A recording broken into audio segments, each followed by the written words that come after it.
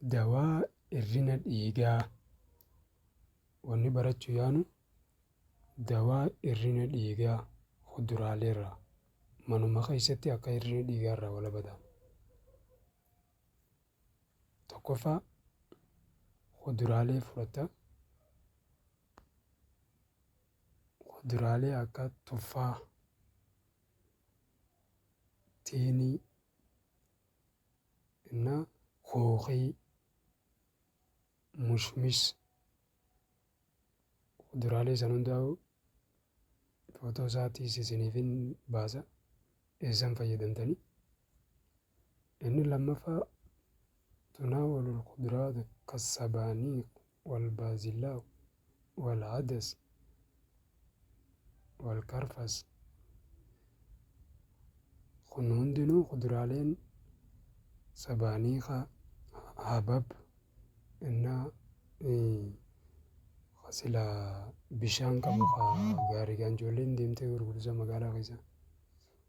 Habab baay'ee akka gaarii dawaa jechuudha. Keessattuu nama gaastirii qabuuf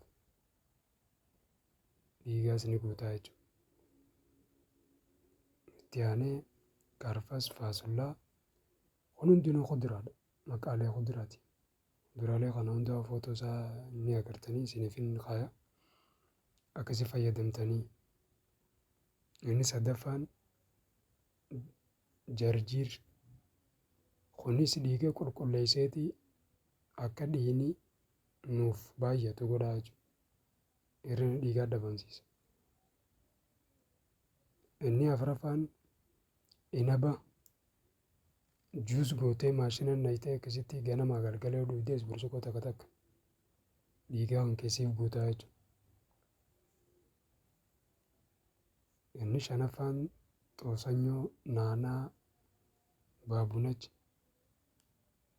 kammoona jara kanaas yoo fayyadamtees dhiiga keessiif guutaa. Inni torbaffaan timiraa fi aannan waliin gootee waliin laayitee timiraa fi aannan fayyadamtee ganama galgala fayyadamtaa burcuqqoo takka takka hir'ina dhiigaa bidda bu'aa.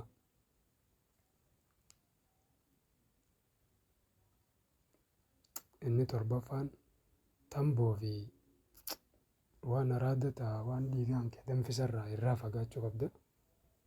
Saddeettaffaan ammoo nyaata sukkara qaban irraa fagaachuu dandeessa. Nyaata sukkara qaban irraa fagaachuu qabda jechuudha. Hanga waan kana fudhattu dhiigaa waan kee guuttachuuf jecha. Maaliif jennaan hadiida waan kana albuuda waan kana keessaa argamu hir'isaa jechuudha sukkarri.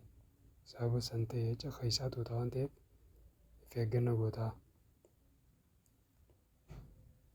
Saglaffaan hulbata danfisteedhi akkasitti bishaan danfaadhaan hulbata dhooyitee bishaan danfaadhaan hulbata dhooyitee akkasitti dhooytaa jechuudha. Inni kurnaffaan daa'ima gurraacha. Ganama burcuqqoo siinii takka gixxum garaa qulla yoo goote namni sirra kwaalitiin jiru jechuudha. Kanaafuu ho'oottan kurnan kana